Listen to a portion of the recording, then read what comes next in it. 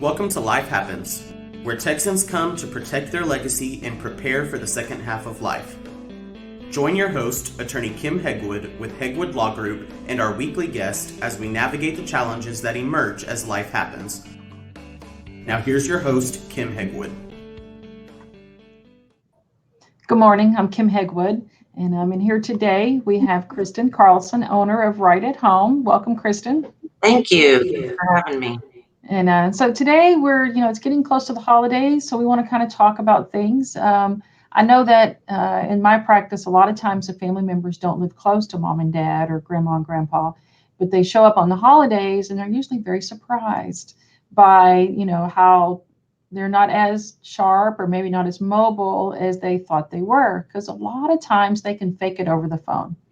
They can do enough to get by so that your loved ones that don't live close by, they don't see all the times about, when, they don't notice it, because they can, have those short, quick conversations of, hey, how you doing? We're all good. Everything good? Yes. And those kind of things. So for those that are maybe that do see them, that sometimes I think when you see them every day, you miss the signals as well. So what are your warning signs, or what do you advise, people to be looking for that says, you know what, I think mom or dad or grandma and grandpa may need a little extra help? Yeah, so very often, I'm hearing a lot of feedback, sorry. If one of your parents live at home alone, it might be more obvious to you. If you have parents, and a lot of times if one of them has dementia or aging is becoming difficult, the other will cover for them. And so that's sometimes something to be aware, especially if they don't want to be apart, if they don't like to allow you to do things. That's one thing. But another thing to look for is just communication and relationship changes. So one of the first clues, if somebody has dementia, is they start to want to do less of what they used to do. So they may not be vocalizing it, but they used to go play bridge, or they used to go to church, and now they're saying they just don't want to anymore. And so that's a real big red flag. Another one is weight loss, poor nutrition. If you see your mom wearing the same thing that she wore yesterday, or she has stains on her clothes, and she would have never ever worn something with stains on her clothes when she was younger. Those are neglect of personal care is a huge red flag. And it's interesting, because as a home care agency, Christmas and Thanksgiving, those are really big times for us, because that's when the son or daughter is coming home for the holidays, and these red flags really pop out and say, wow, something's happening here.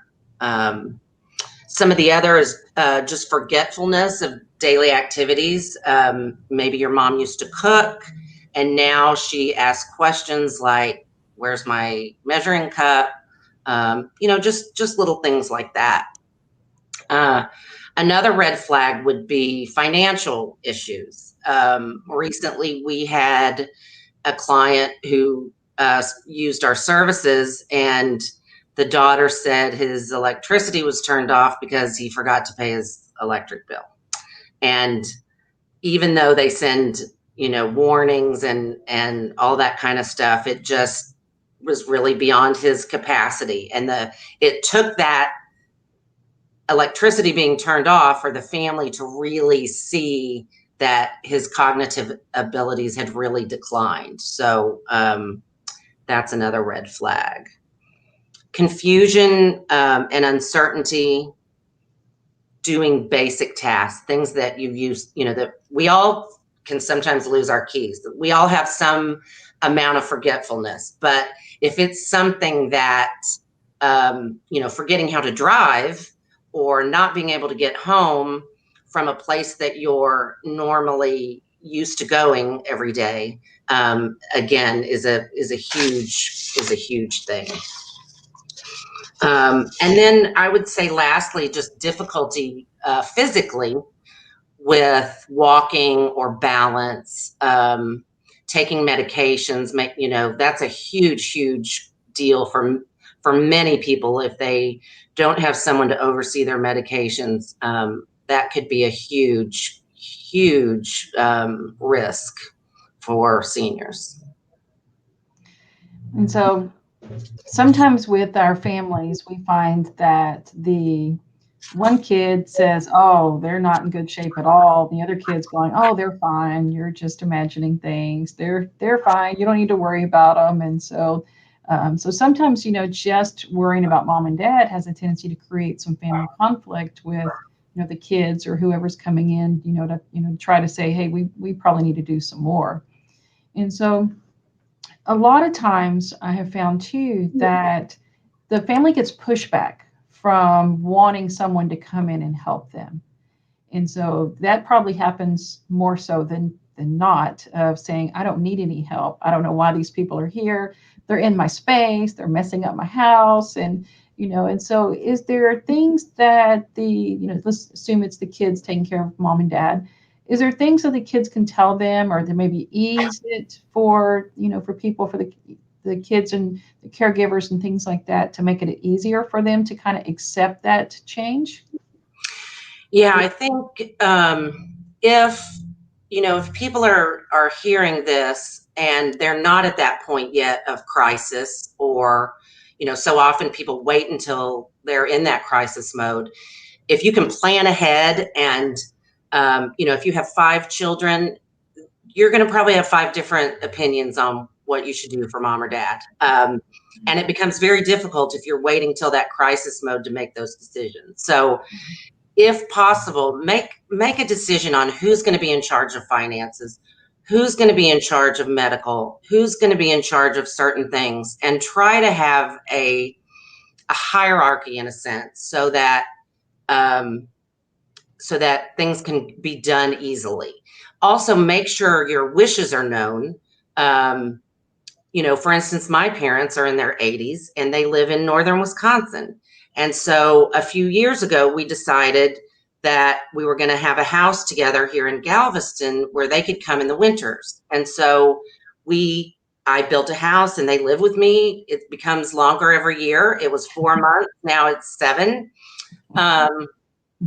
But we made that plan so that, we know what we're going to need down. We don't know what we're going to need, but we have things in place. And so that's one thing, is to really think ahead, and make a plan and make your wishes known. Do you want to not go to a nursing home? Do you not want to go to an assisted living?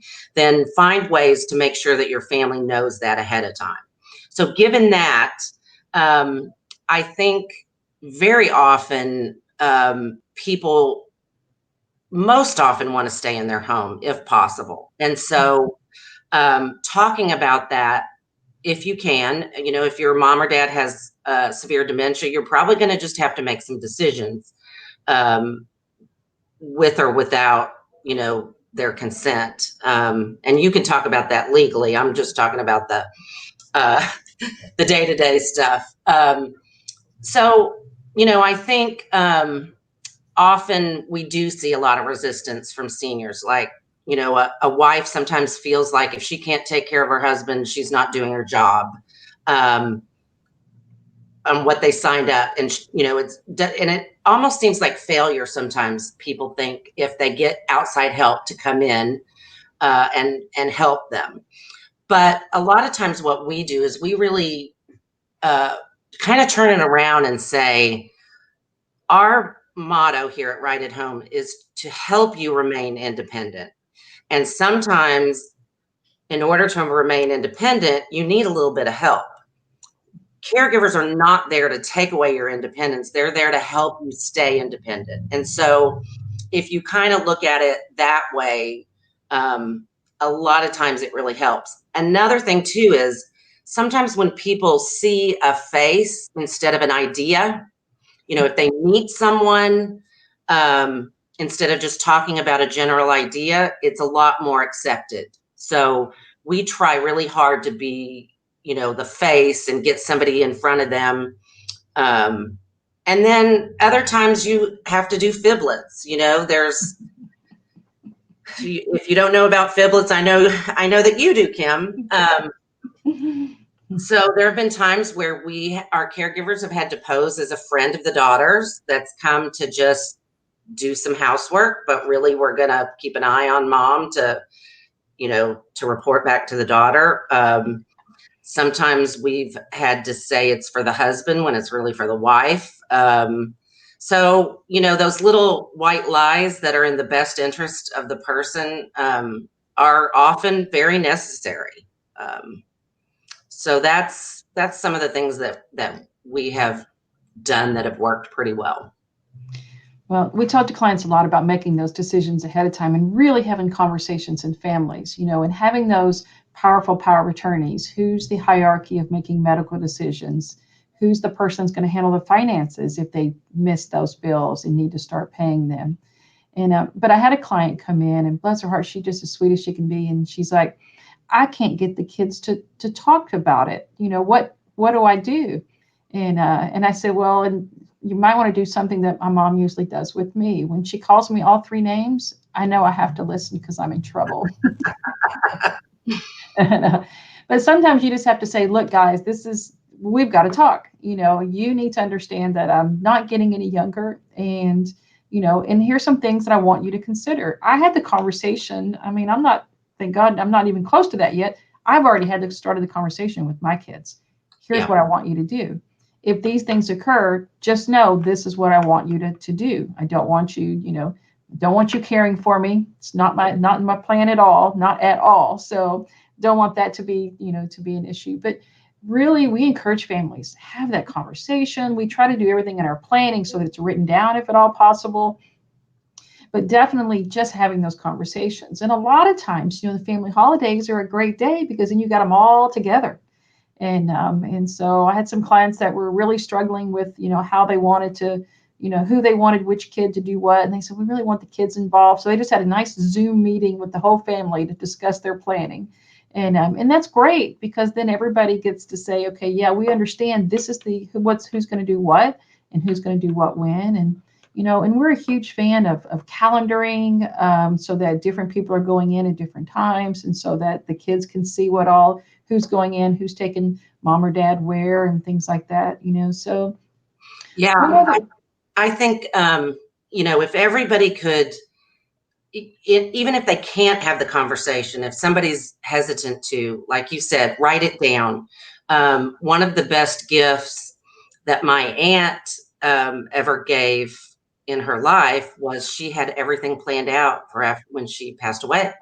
She paid for her funeral. She had planned her service, the music, the scripture, everything. And so it was truly a gift to be able to not have to worry about those details and to know that her wishes were granted. So if anyone can plan anything to make it easier on your family, it's a gift. Yeah, we have that in our binders because we encourage people to prepay those funerals today because they're only getting expensive. And so the cost is astronomical, so you want to make sure the more you can do now, the less you have to worry about the kids having to make decisions later. And I know from personal experience, when you're grieving at the funeral home, it's not a place you want to be because your pocketbook hurts when you leave. And so, so all those kind of things come into play. So what kind of tips can we give family members during the holidays to kind of help caregivers and things like that? Yeah, so I think one of the important things is to just adjust your expectations. It's often difficult to see one of your parents in a position where they haven't been before, where they're not like they used to. Maybe they can't. Maybe they can't walk. Maybe they can't put up Christmas decorations. Whatever your expectations are, let them be adjusted as you need to. Don't have this is going to be just like every other year. So when things like that happen, be ready to adjust your frame of mind and your expectations. I think also acknowledge your feelings. I had an aunt who had dementia and pretty severe Alzheimer's. And her daughter said to me, this was a few years ago, I really miss that my mom doesn't have her spirituality anymore. And I said, your mom is not who she was. She can't. She would love to. She would love to be able to have her spirituality, but that's not there anymore. It's underneath there, but she can't express that. And you have to deal with that emotion and that feeling. And so allowing yourself to have those feelings, this is so hard for me to be around my mom when she can't remember who I am, or I have to have these difficult conversations with her. Just allow those feelings. And in a sense, sometimes it's grieving too. It's allowing yourself to say, I'm losing my mom or dad slowly, right in front of my eyes. And that's a very, very difficult thing. I think another thing is to just allow for good enough. So if you come home and every year your mom has had 3 Christmas trees and you want to do this for her, maybe 1 Christmas tree is okay. Maybe you don't have to put the lights up this Christmas like every other year. Maybe you don't have to have a big Thanksgiving dinner. Maybe you can just find something that's good enough, and just really allow that to happen. Another thing is to really shy away from should. We should be doing this. We should have done that. It's just something I've always said I hate shoulds. I just don't like them I should feel better. I should do more for my mom. Try to put yourself more in a proactive stance. And then also extend compassion to yourself. Allow yourself to be, I'll give another example. I have a client with dementia, and his son is really the only one that takes care of her other than our caregivers. And I've talked to him several times. He's like, I'm having such a hard time. I get so mad at my mom. And he's like, I know she can't help it, but she's just always needing me. And so I put him in touch with a support group. And I think that's another thing that's super important is to find people who are in the same situation that you can talk to.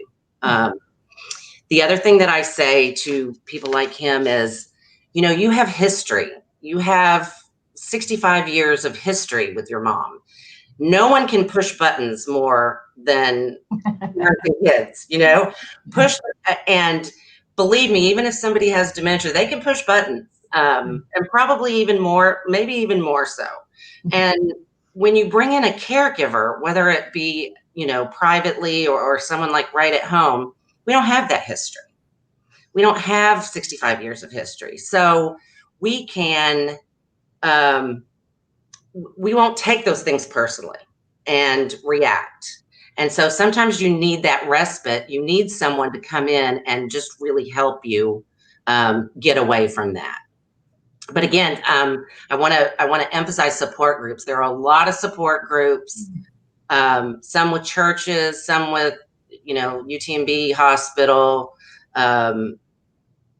those kind of things. And also there are other places of respite, like a daycare.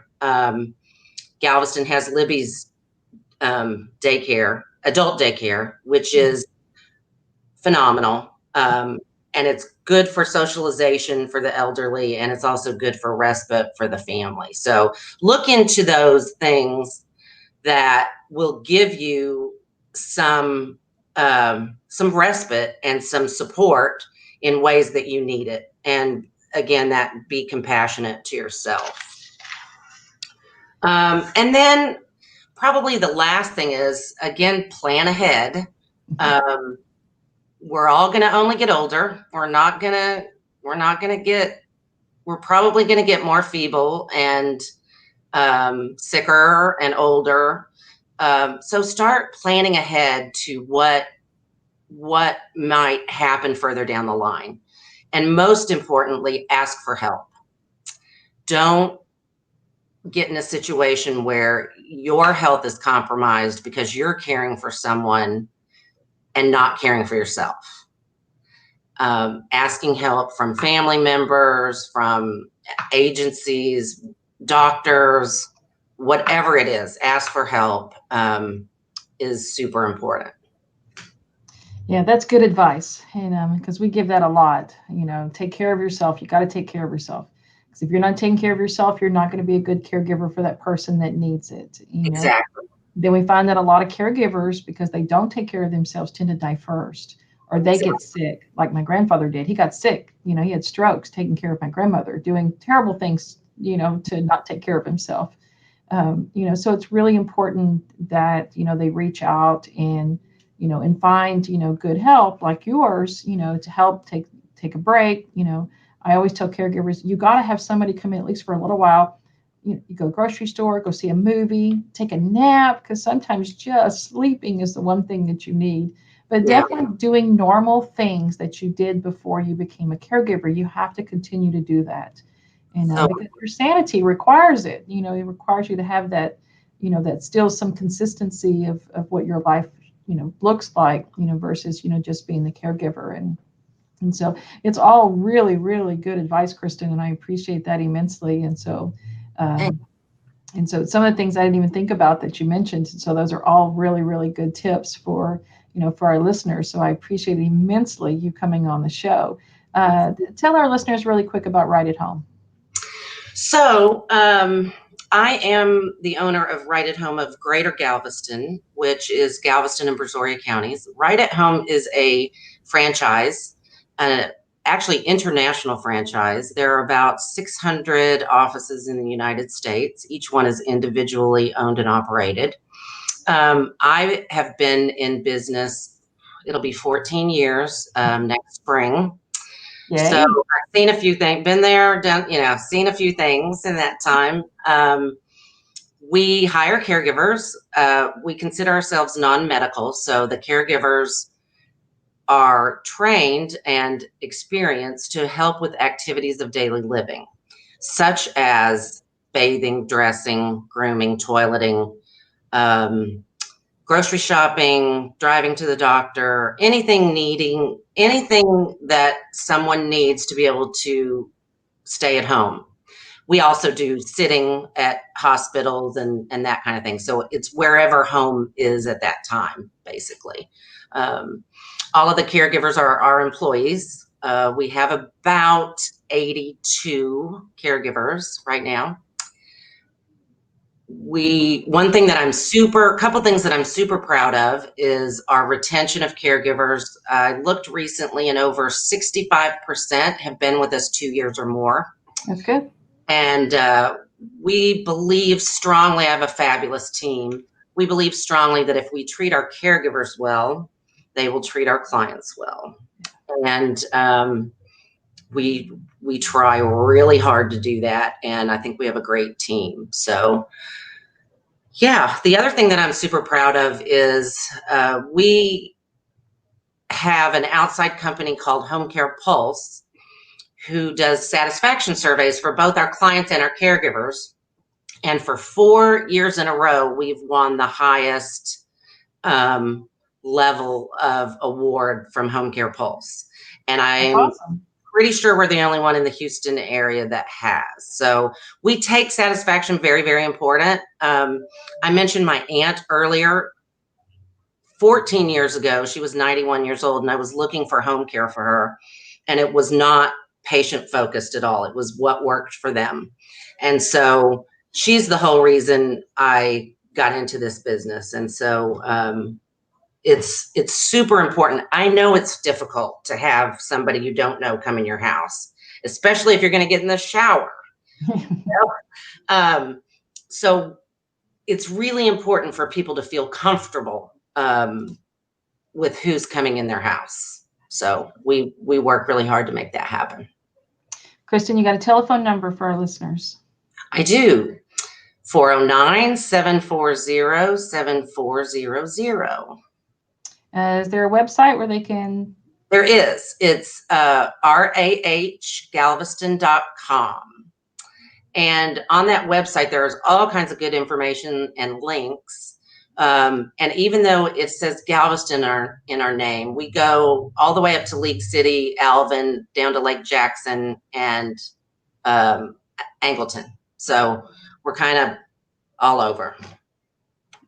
Perfect. And so I just want to thank you so much for the information, because the holidays are right around the corner, and it's when the families, we get a lot of, people calling about that time. Oh my gosh, I've been home for the holidays and mom and dad or grandma and grandpa aren't doing so well, or not as well as we thought they were. And so it's really good for our listeners and for us to get some good information from you and to help them, and a great referral source for us to be able to pass them on to somebody that obviously has some very good, service providers and provides a really good service, to the clients. And so I just want to thank you so much for being on the show, and we will look forward to doing this again. Thank you so much for having me. Not a problem. Have a great weekend. All righty, you too. Thanks for tuning in to this week's episode of Life Happens with Kim Hegwood. Be sure to tune in every Thursday at 10 a.m. wherever you listen to your podcast as we navigate through the challenges that emerge as life happens. The content of this podcast does not establish an attorney-client relationship or constitute attorney-client privilege, legal, medical, financial, or any other professional advice.